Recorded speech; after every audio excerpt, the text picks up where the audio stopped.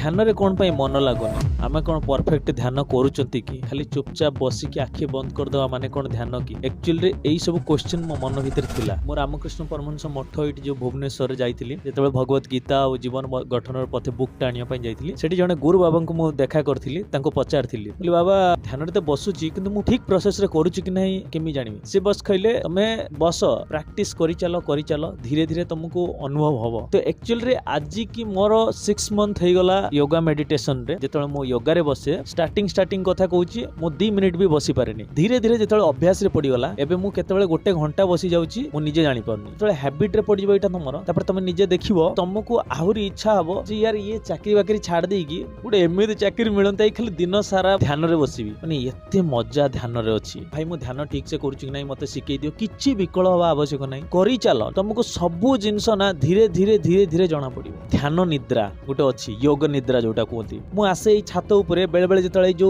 back कमरटा टिके जेतले pen हुए starting रे मु कोन करे एमते चित्ते की सुई जाए योगा मैट ऊपर सुई जाए माने एया नुहे मु निद रे सुई जाए मु सुई तो जाए आखि बंद थाए निद रे मु थाए किंतु मो माइंड जागृत अवस्था रे थाए चेई की निद रे सोइबा सेतेबेले केवल तमे तम निश्वास टाको अनुभव करियो निश्वास आसुची जाउची माने निद रे बेले बेले निश्वास टा जोर कि ना हबो